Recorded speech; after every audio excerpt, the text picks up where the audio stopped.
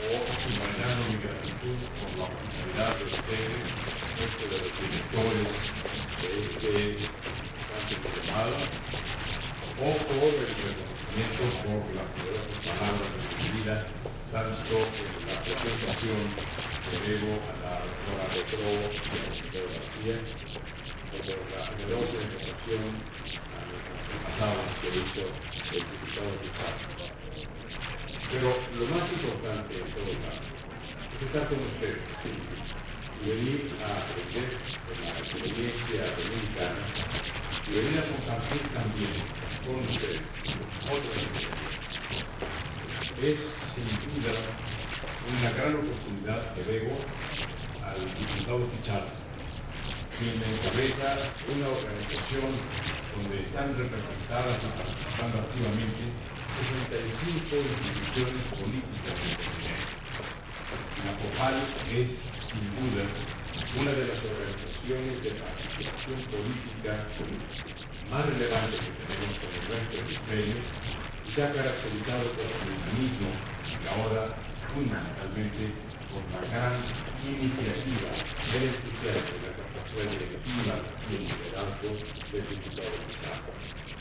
Pero también, por supuesto, es un gran motivo de satisfacción el estar acompañando en este panel a dos respetados, admirados y queridos colegas dominicanos, el doctor Fermín y el doctor Julio, porque les profeso una gran admiración en cuanto a la lectura de sus estudios y también he tenido la oportunidad de tratarlos en las sesiones previas y recientes. Este es un momento clave en la vida de la República Dominicana, en la vida de América Latina, porque estamos en una etapa de consolidación de la democracia constitucional. Ha costado mucho esfuerzo, ha implicado muchas ilusiones y ha representado también enormes sacrificios llegar a donde como continente hemos llegado. Por eso también es muy importante la organización de este diplomado sobre constitución y sistemas electorales.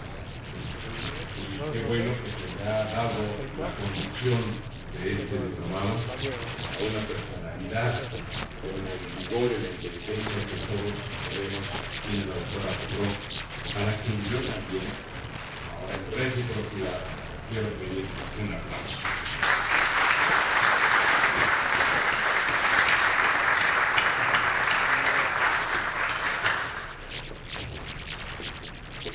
Quiero comenzar con una clave que nos permitiera entender en qué situación estamos los países latinoamericanos con relación a la Constitución y en particular a la coyuntura que en materia electoral estamos viviendo en muchos de nuestros países. Se han elaborado muchas definiciones acerca de la Constitución. Es, en el orden jurídico, quizá uno de los conceptos más trabajados y acerca de los cuales también hay un mayor número de expresiones conceptuales para caracterizar lo que es una Constitución. Estoy al lado de dos grandes constitucionalistas, aunque lo dijo el diputado Pichardo, que no es jurista, tiene una gran institución y una gran formación en temas jurídicos, con su misma trayectoria pública, y estoy ante ustedes, muchos de ellos, los cuales son abogados. Todos recordamos nuestras lecciones de derecho, pero hay una expresión y un concepto que es quizá el más sencillo y el más breve que se puede leer acerca de lo que es una Constitución, pero que nos da justamente el contexto de cómo poder entender de qué estamos hablando hoy cuando hablamos de Constitución y de reforma constitucional. Soy admirador de la cultura literaria, de la cultura filosófica, política, jurídica dominicana. Hay una figura en particular que capturó mi atención, mi admiración desde mi juventud, porque estando en México con motivo de una visita de Estado, fue objeto en esos días de un revés político para él, para su país, porque sobrevino en esos días su derrotamiento. Juan Bosch es uno de los personajes a quienes leí y en cuya literatura, sus fascinantes cuentos, pasé muchas de las mejores horas como devoto lector de nuestra literatura.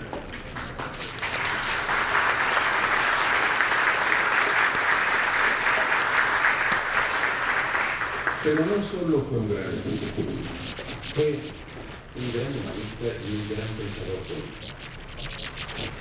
En su obra, que debe ser revisada, es una obra de síntesis del constitucionalismo, escrita con una clara vocación pedagógica: el Estado, sus orígenes y desarrollo.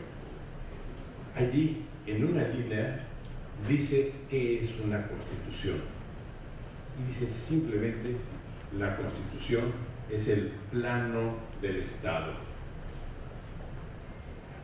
Podemos decir muchas otras cosas de la Constitución, y de acuerdo con los diferentes enfoques metodológicos o con las diferentes corrientes doctrinarias a las que nos afiliemos o que nosotros mismos generemos, podemos darle otros contenidos a la Constitución. Pero vean ustedes lo que significa decir: la Constitución es el plano del Estado. Quiere decir que la Constitución está hecha para todos, no para algunos y mucho menos para alguien.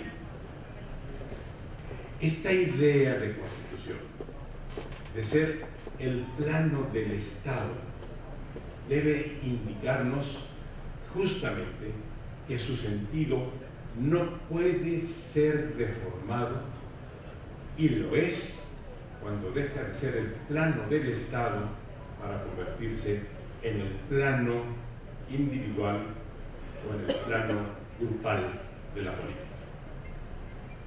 Por eso, considero que podemos tomar como referencia para examinar los problemas constitucionales de todo nuestro hemisferio este sencillísimo pero profundísimo enunciado de los Vamos. A partir de esto, podemos entender también justamente cuál es el sentido de la Constitución democrática.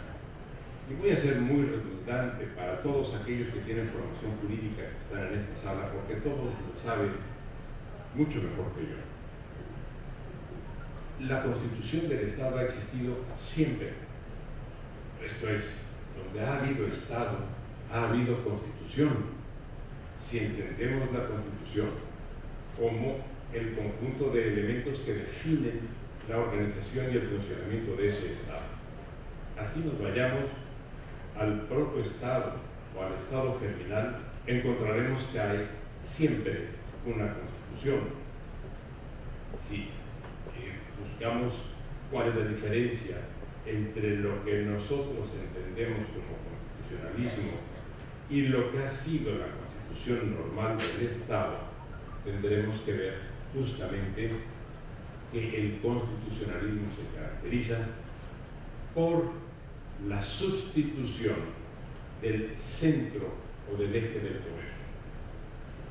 Hasta el momento de construirse el constitucionalismo moderno y luego el contemporáneo, el eje del poder estaba en el monarca. Y justamente la traslación del poder o de la imputación del poder o del reconocimiento del eje del poder del monarca a la sociedad, al pueblo, es lo que funda el constitucionalismo moderno Y luego viene el constitucionalismo contemporáneo, que agrega otros elementos, fundamentalmente los de contenido social y los grandes desarrollos de los derechos humanos. No que no hayan estado presentes desde el constitucionalismo original, como fue el caso de la famosa ley Bill of Rights de 1689, o de las expresiones de Filadelfia o de Francia durante la Revolución, que ya contenían los derechos humanos, pero los derechos humanos de nuestra época, que también corresponden a ese gran desarrollo que han recibido en parte en Europa y en buena parte en América Latina, que ahora identificamos en el acrónimo DESCA, son los derechos económicos, sociales, culturales y ambientales. Esto forma parte también ya del nuevo constitucionalismo. Pero esencialmente, y me voy a detener en ello, el constitucionalismo se traduce en la transferencia del centro del poder del monarca al pueblo. Sin embargo, si consideramos que esta es una categoría histórica y que eso que se produjo en Inglaterra en el siglo XVII, en Estados Unidos y en Francia en el siglo XVIII, en América a partir del siglo XIX y solo se está consolidando en el siglo XXI.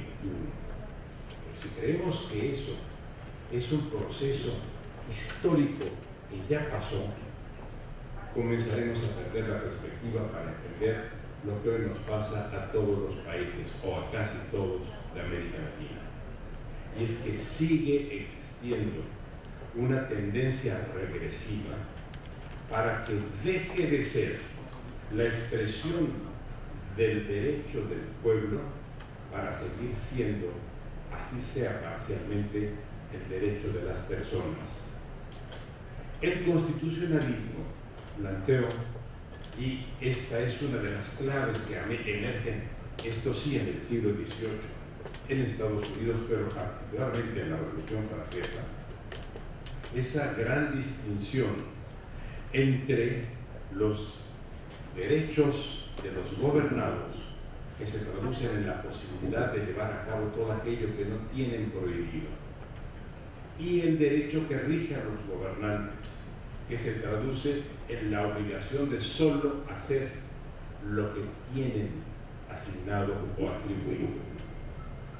Cuando esto entra en tensión con la realidad y cuando se comienzan a dar procesos regresivos, porque de lo que se comienza a hablar o lo que se procura establecer es de nueva cuenta al gobernante como centro del debate y atribuirle derechos que no tiene para que sea en torno a las características del gobernante que se adecuen a las constituciones y no a las demandas de los gobernados, lo que estamos teniendo es una regresión a la etapa previa al constitucionalismo, porque estamos todavía advirtiendo elementos germinales, latentes. Hay esta latencia que se generaliza prácticamente en todos los sistemas relacionada con la preeminencia de las personas o de los grupos con relación a las colectividades. Siempre que discutamos una constitución y encontremos que el eje del debate está en la ampliación de los derechos de los gobernados o en la determinación de condiciones para su bienestar, su justicia y la salvaguarda de su libertad, encontraremos que estamos hablando del enriquecimiento del proceso del constitucionalismo iniciado en Inglaterra en el siglo XVII. Y siempre que en el debate encontremos que el eje o el destino de las hipotéticas construcciones constitucionales atiende a los privilegios de personas o de grupos, podremos determinar que se trata de una regresión que quiere poner al constitucionalismo en la etapa previa a su penosa, difícil y larga construcción iniciada con esas grandes revoluciones, como fueron la gloriosa inglesa, o la de independencia, o la revolución drástica de Francia. Esto es recurrente, es parte de la vida de los estados, porque los procesos de desarrollo y de consolidación de las instituciones nunca han sido lineales. Siempre tienen oscilaciones, siempre presentan altas y bajas.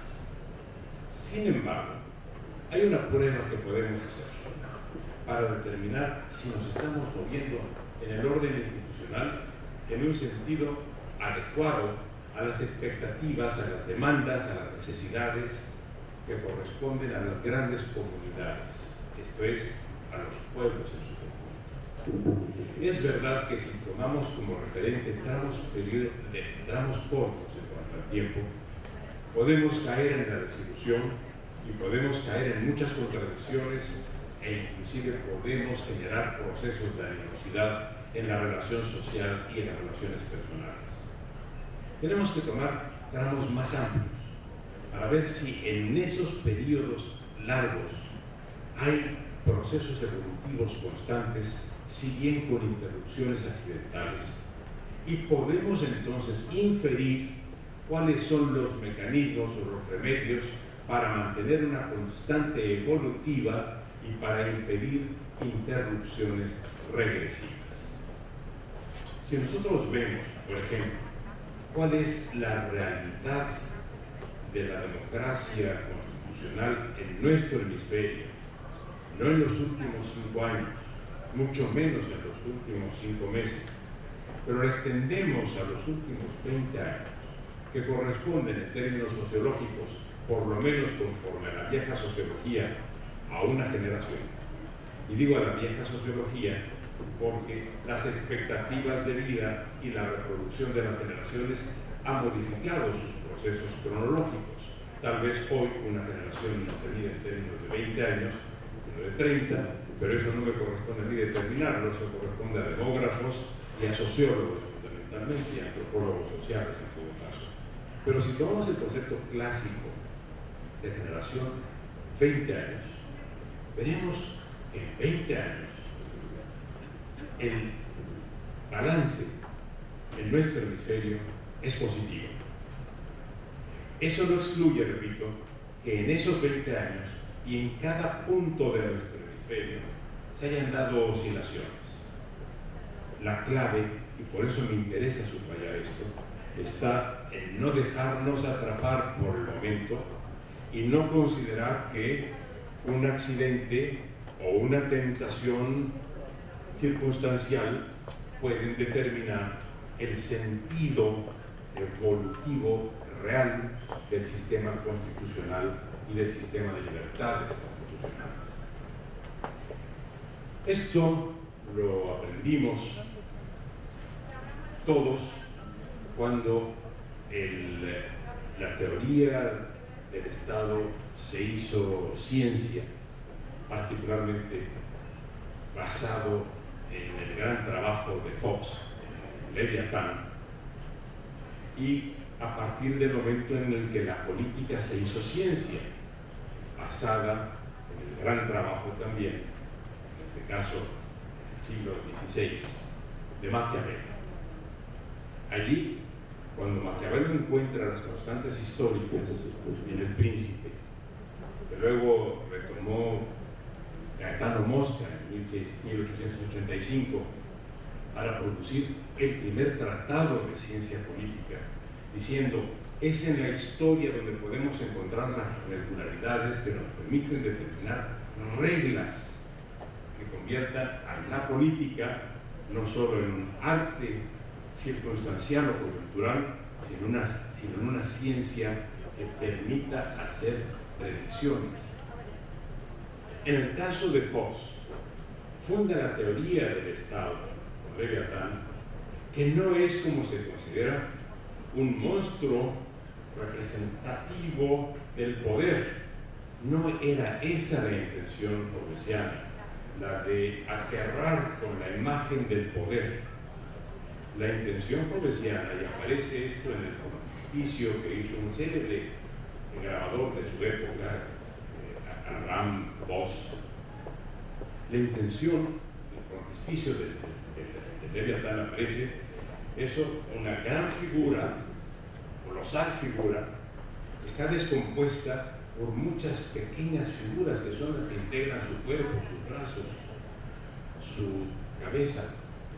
Y abajo se ven en filas paralelas diferentes instituciones, un castillo y una iglesia, una corona y una mitra, una asamblea y un sínodo, para denotar así las dos expresiones del poder que también aparecen en las manos de ese coloso, que tiene una espada y un báculo para demostrar la totalidad del poder en ese momento, el poder temporal y el poder espiritual, el poder eclesiástico y el poder político. ¿Qué significaba ese monstruo o esa figura colosal? No significaba un proceso de aterrorización, significaba sencillamente que el Estado es la forma máxima de ejercicio del poder. Y toma por eso la expresión Leviatán de uno de los libros bíblicos, el de Job, en donde Job refiere que ese monstruo oceánico puede entenderse con el pescador y que el pescador puede poner a su servicio a ese coloso siempre y cuando se llegue a un acuerdo adecuado. Y por eso Hobbes forma parte del contractualismo con otra vertiente diferente de la asumida por muchos años después por Rousseau. Pero ¿por qué lo traigo a colación? ¿Qué planteo todo esto? Porque justamente tenemos que ver que en el Estado encontramos esa representación del gran poder de decisión, del gran poder de coerción, pero también en el Estado constitucional democrático del gran poder de conciliación y del gran poder de captación de todas las múltiples expresiones que caracterizan a una sociedad plural. De manera que en nuestro tiempo, ese Leviatán, esa figura monolítica que representaba y que se caracterizaba por la representación de la espada y del báculo, del castillo y de la iglesia, de la corona y de la mitra, y que estaba integrado por una multiplicidad de figuras, puede tener otra caracterización adecuada a nuestro tiempo. El Estado, por lo mismo, hoy es la representación de un poder o de una sociedad plural. Si vemos a Leviatán como la representación en la época nuestra del pluralismo, encontraremos que el Estado será eso, un Estado con capacidad legítima de ejercicio de la coacción, si mantiene las condiciones de pluralidad que corresponden a un constitucionalismo contemporáneo. Y por lo mismo, en cuanto a la pluralidad que debe representar el Estado, pensar que el Estado, a través de ese órgano que se llama Constitución, repitiendo el concepto de Bosch, si el Estado se decanta no por el reconocimiento del pluralismo, sino de la singularidad de los intereses de un grupo o de una persona, entonces esa representación hobbesiana en ese maravilloso frontispicio de su obra cambia, y entonces ya no es una representación de la colectividad, sino comienza a transformarse en la representación de la singularidad. Eso es contrario al sistema constitucional democrático que nosotros hemos aceptado como regla de convivencia y como regla de progreso. Ahora bien, todo esto suena muy abstracto. Permítanme ustedes ir a lo más concreto. Hay dos grandes sistemas en el constitucionalismo de nuestro tiempo. En cuanto a la organización del poder, que sigue siendo uno de los grandes nudos de la forma de organizar las constituciones. Esos dos grandes sistemas son el parlamentario y el presidencial. Y cuando lo enseñamos a nuestros alumnos en las escuelas de Derecho, solemos ser muy esquemáticos en cuanto al origen de esos sistemas y a veces no apuntamos que dentro de sus posibilidades está la de presentar patologías. Pero generalmente vemos que las patologías se dan en los sistemas desarrollados a partir de los grandes modelos. Del modelo de Westminster por lo que respecta al sistema parlamentario y del modelo de Filadelfia por lo que atañe al sistema presidencial. Pero, amigas y amigos, seamos críticos y veamos también más allá de nuestros propios problemas. Generalmente, la persona que enferma suele centrar su atención en su padecimiento y tiene el derecho a hacerlo. Pero, igual que el enfermo ve su propio problema, hay enfermos por todos lados y los ha habido siempre. Y el Estado se enferma y las constituciones presentan deficiencias cuando no se adecuan a los cambios que se hacen necesarios para su desarrollo. Los dos grandes paradigmas de los grandes sistemas del gobierno están también enfermos y muy gravemente enfermos. Lo está el sistema de Filadelfia y lo está el sistema de Westminster. No lo digo a título de consuelo para nosotros, que también tenemos que ver las enfermedades de nuestros sistemas. Lo digo para que apliquemos una vez más las grandes aportaciones que nos dieron en sus diferentes ámbitos, Maquiavelo, Hobbes, por supuesto mencioné también a Mosca, y para que veamos las regularidades y veamos por qué se han enfermado esos sistemas.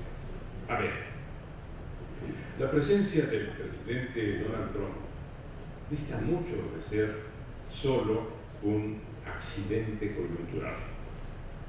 Es un resultado estructural de un sistema que está envejecido desde hace mucho tiempo. Ya en 1890, al publicar su tesis doctoral, Wilson escribió la necesidad de cambiar al sistema estadounidense y de introducir en él principios del gobierno de gabinete. Y así hizo. Primero publicó un opúsculo llamado Gobierno de Gabinete y años más tarde publicó un gran trabajo que se llama el Gobierno Congresual, Congressional Government. Y ahí planteaba que o se modificaba la estructura de la organización del poder estadounidense o presentaría aberraciones relacionadas con el personalismo, porque lo que habían querido evitar en Filadelfia los fundadores de la Constitución, o los padres fundadores, como dicen en Estados Unidos, no podía mantenerse inmutable, tenía que actualizarse. Al no haberse actualizado, lo está pagando Estados Unidos y de alguna manera lo estamos pagando todos los demás países del mundo. Hay pues una patología estructural que permite procesos como el que ahí se están viviendo. Pensemos por un momento que Estados Unidos fuera un sistema parlamentario. Evidentemente ya habría habido una moción de censura y el gobierno del señor Trump habría caído. Pero ahora veamos al sistema parlamentario. ¿Qué pasa con el sistema parlamentario paradigmático, el sistema británico? Recuerden ustedes, al término de la guerra, estaban sesionando en Potsdam Truman, Stalin y Churchill. Churchill va a Inglaterra a votar para reincorporarse después a esa sesión que duró varias semanas.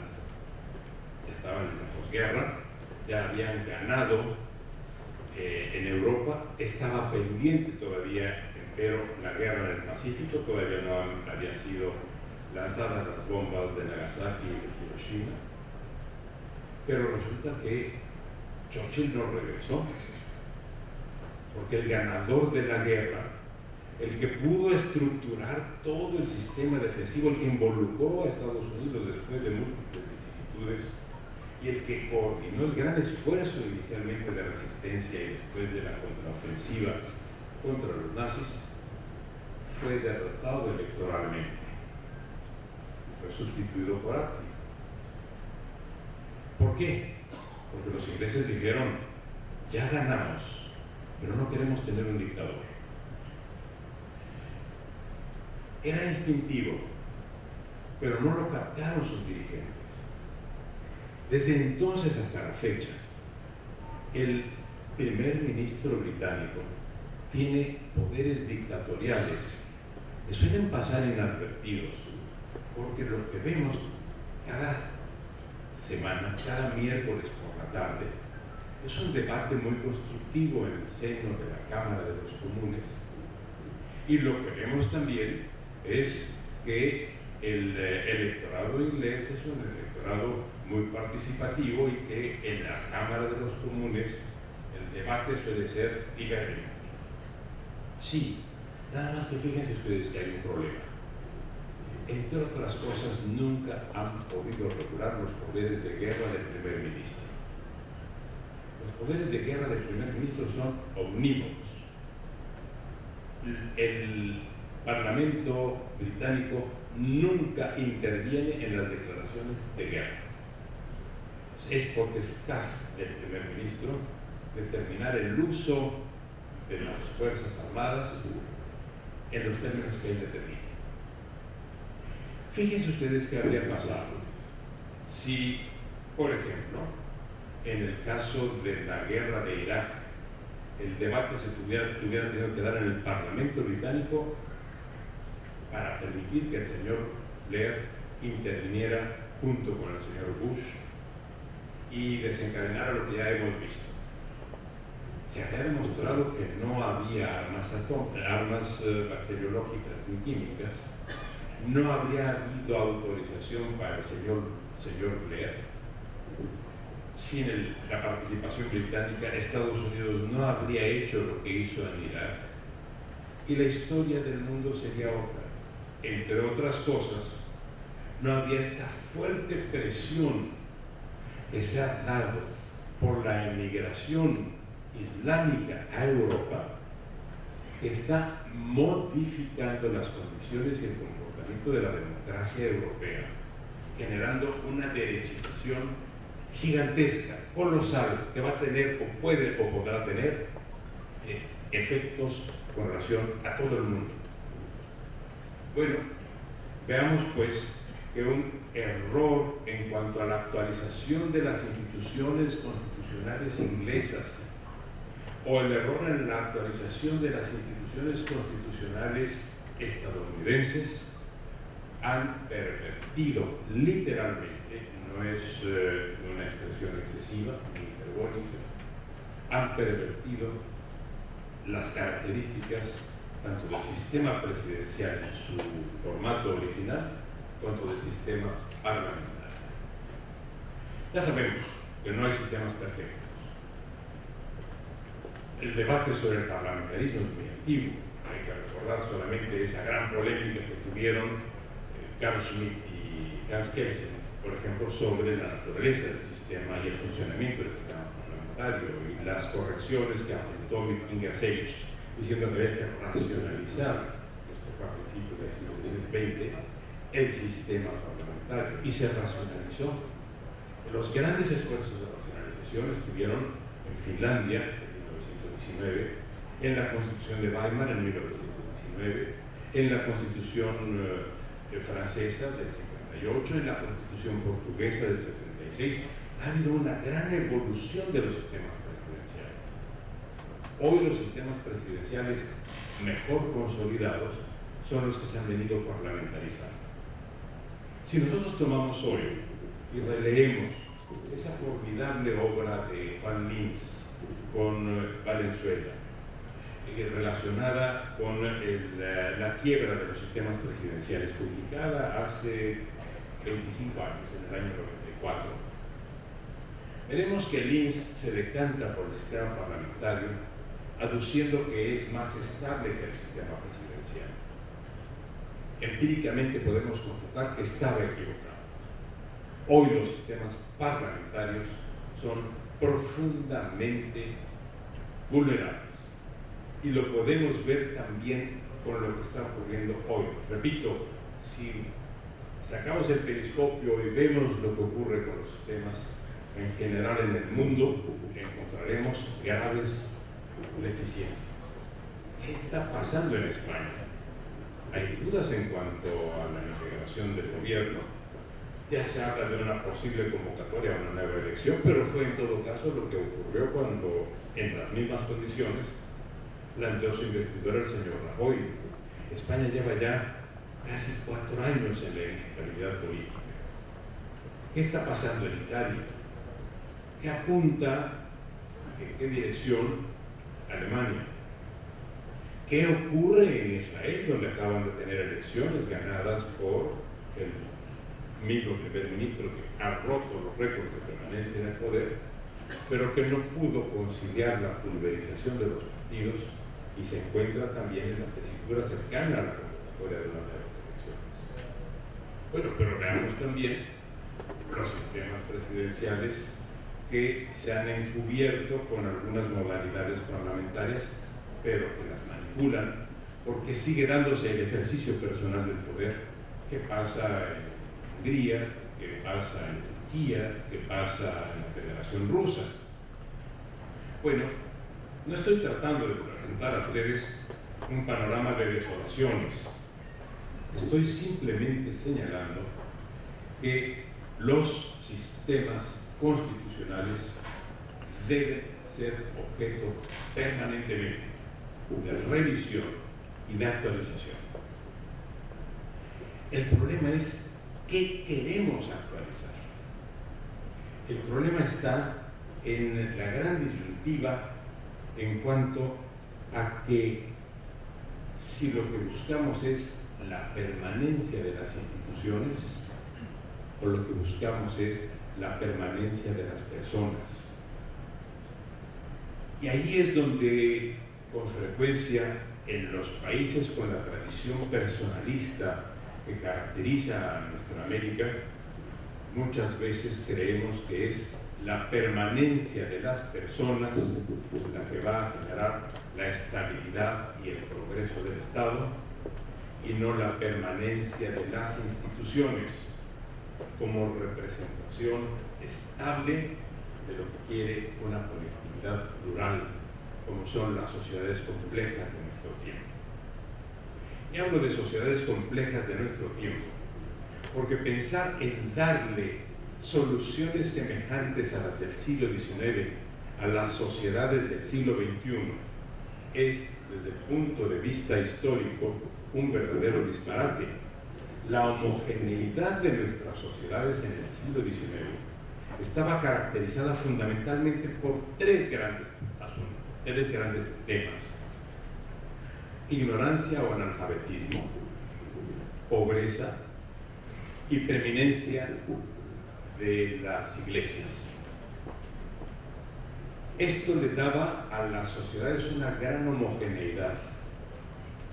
El tono dominante era que eran pobres, que eran ignorantes y que eran devotos y obedientes de una iglesia. El tono de nuestras sociedades es diferente. Hoy hay preparación, hay cultura, hay educación. Hoy hay mejor distribución de la riqueza, no en todas partes, pero en términos generales mucho mejor. Y las sociedades son más plurales y heterogéneas hoy que en el siglo XIX. Y hoy las variaciones en cuanto a la hegemonía eclesiástica ya prácticamente no existen. No estoy hablando de convicciones religiosas, sino de hegemonías eclesiásticas, que son otra cosa totalmente distinta. Hoy nuestras sociedades son plurales. Comentaba con usted precisamente, señora, ahora al mediodía, la importancia que tienen los medios, no solo los medios estandarizados, que son como los que nos acostumbrábamos a ver en el siglo XIX, sino los medios de nuestro tiempo, las redes sociales. Esto hace que la heterogeneidad de nuestra sociedad no tenga que ver nada con la homogeneidad de la vieja sociedad, donde era comprensible que una figura patriarcal pudiera decir: yo asumo la salvación de todos ustedes. Eso es imposible. Plantearlo en nuestro tiempo es un ingenuo arcaísmo. Las dos cosas. Es un acto de ingenuidad, porque es el desconocimiento de la realidad, y es arcaico, porque es reproducido, replicado en el siglo XXI con una sociedad totalmente diferente al siglo XIX, la misma solución decimonónica. Y esto es lo que nos permite identificar qué pasa con la estructura del poder, que presenta dos importantes variantes. Y prometo terminar en los próximos 5 minutos, porque he abusado de su generosidad, de la gran hospitalidad dominicana. Perdonen ustedes este abuso, y en 5 minutos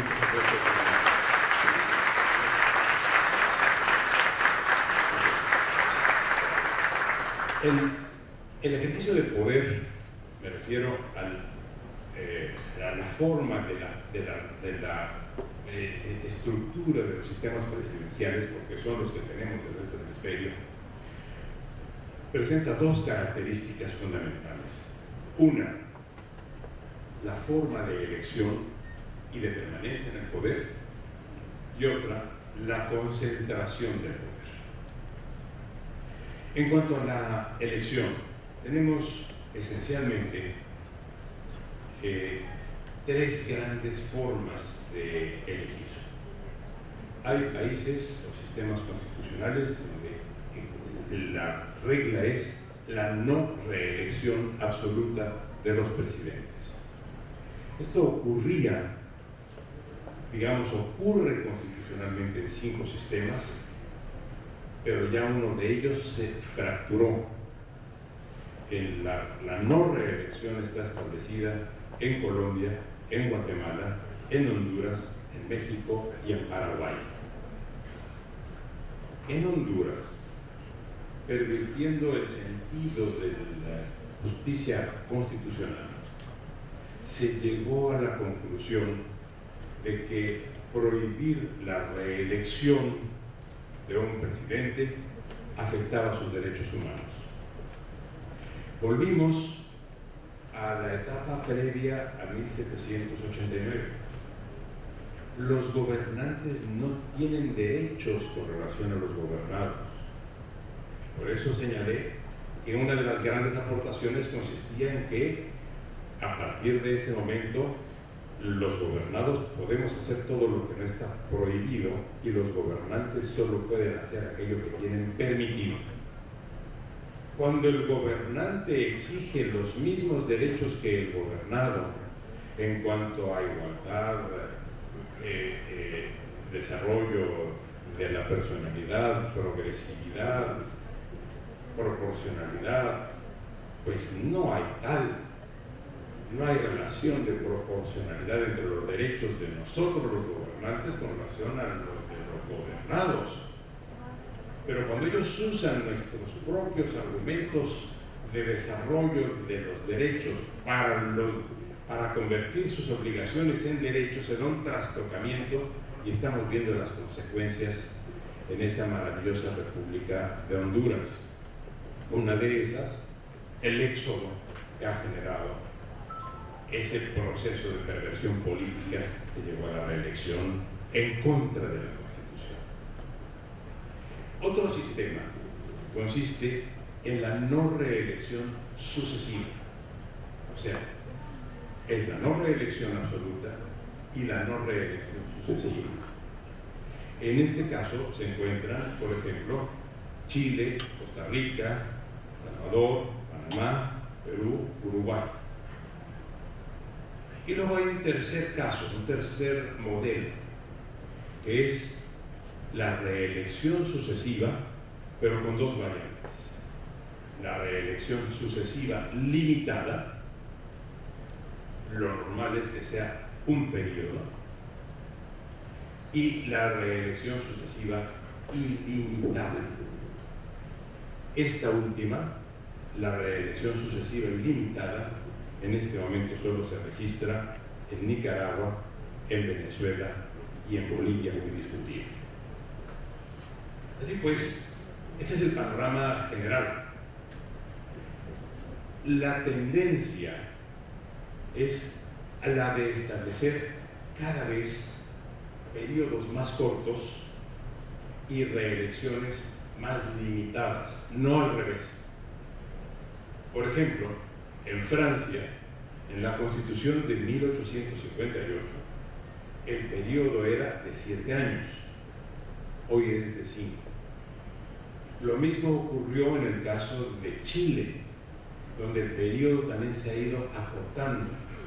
O sea, no solo hay una reelección discontinua limitada en Chile, sino que el periodo se ha acortado a 4 años. Son ya muy escasos los periodos largos, como el caso de México, que son 6 años. Muchos abogamos por regresarlo a los 4 que era originalmente, pero el argumento es que un periodo muy breve de gobierno no permite que los presidentes cumplan con el programa de gobierno trazado. Bueno, esto, lo del programa de gobierno y el periodo, es una de las grandes falacias de la política, porque significa justamente trasladar la responsabilidad de la instrumentación de un programa a una persona y no a un partido. Si las presidencias duraran un año y cada año hubiera que elegir presidente, cosa que con las tecnologías contemporáneas, ustedes lo están viendo seguramente en este importante diplomado, se tendría que transferir o trasladar la responsabilidad de continuar la obra de gobierno al partido político y fortalecería al partido político. Pero una vez más, fíjense ustedes, si volvemos a revisar la experiencia histórica, encontraremos la falacia de los periodos largos. El mayor imperio que registra la antigüedad se construyó con gobiernos de un año y por 2 personas. Durante 500 años Roma fue gobernada por cónsules que duraban un año, que no eran reelegibles y que además compartían el poder binario. Y se construyó un imperio. Bueno, ¿qué quiere decir esto? Que la duración de los gobiernos como garantía de continuidad del programa es un argumento muy barato y además se demuestra históricamente que es insostenible. Lo segundo, la forma de consolidar o de ejercer el poder. Y aquí es donde encontramos también una situación muy peculiar. Uno de los grandes motores de las reelecciones es la concentración del poder de los presidentes. Porque justamente el entorno es el que empuja a la reelección por los intereses que se van generando alrededor de quienes ejercen el poder y dispensan virtudes, mercedes, canonjías, prebendas hace que se formen corrientes favorables a las reelecciones o a las duraciones indeterminadas en el tiempo por parte de los presidentes. Una de las ventajas que tiene el sistema presidencial es la periodicidad previsible de la duración del mandato con relación a los sistemas parlamentarios, por ejemplo. En el sistema parlamentario la duración es indeterminada. En los sistemas parlamentarios no se puede establecer la no reelección, ni se puede establecer el periodo máximo de gobierno de un personaje. ¿Qué pasó con Helmut Kohl? 17 años. ¿Qué pasó con Margaret Thatcher? 13 años. ¿Qué ha pasado con la señora Merkel? Que también va a cumplir 16. ¿Cuándo terminan los gobiernos parlamentarios o el ejercicio del gobierno parlamentario? Cuando se da el agotamiento del carisma por parte del gobernante, o cuando sobrevienen conspiraciones para su remoción, como sucedió con Felipe González, quien llevando ya, si no me equivoco, 12 o 13 años, fue obligado a convocar elecciones, y hay una declaración del entonces director del periódico ABC,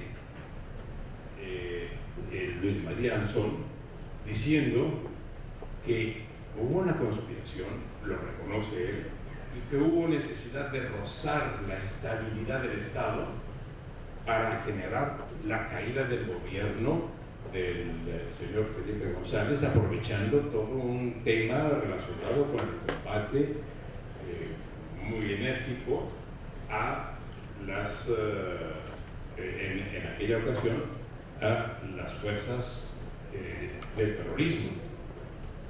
La ventaja del sistema presidencial es que ofrece certidumbre en los tiempos de gobierno. La desventaja del sistema parlamentario es que no ofrece esa misma certidumbre. La combinación de ambos sistemas es lo que puede dar resultados en cuanto al ejercicio, que tiene ventajas del parlamentario. Por eso mencioné que si Trump estuviera en un sistema parlamentario ya no estaría gobernando. ¿A qué voy? Y con esto concluyo. Además de la duración y además de la reelección de los gobernantes, es importante el ejercicio del poder. Y en el proceso evolutivo de las instituciones constitucionales, en particular en lo que se refiere a las formas de gobierno, será clave que se vea que entre más concentrado está el poder en el presidente, mayores tentaciones habrá para la prórroga de sus mandatos por la vía que ésta sea. Y para evitar esto, es necesario que se construyan instituciones como el gabinete, esto es, un órgano colegiado con responsabilidades constitucionales, por ejemplo, la preparación de iniciativas, la elaboración del presupuesto, la determinación de los programas de gobierno, la evaluación del rendimiento o de los resultados de los programas de gobierno, inclusive la participación en algunos nombramientos. Será necesario que esos integrantes de ese gabinete sean responsables ante otro órgano que se llama Parlamento o Congreso, para que también el Congreso participe en la valoración de los programas de gobierno. Ya los congresos no son solo órganos legislativos, y esto lo sabe mucho mejor que yo este gran dirigente que tenemos de COPAL, que es el diputado Pichardo. Los órganos de representación, si pensamos en el sistema representativo amplio, son también órganos de dirección política, y solo pueden ejercer la dirección política influyendo a través de los integrantes del gabinete, porque los presidentes, como también son jefes de Estado, son insusceptibles de la relación con los parlamentos para efecto de estar retroalimentándose en el debate parlamentario.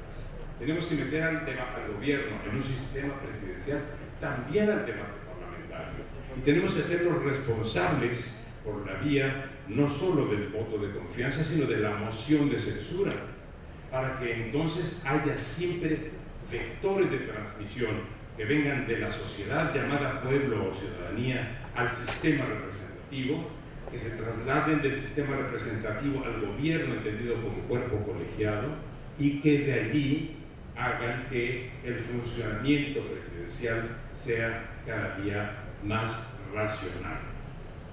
Esto, señoras, señores, es parte de lo que se puede plantear como un proceso de reformas continuas en cuanto a la actualización de los sistemas constitucionales.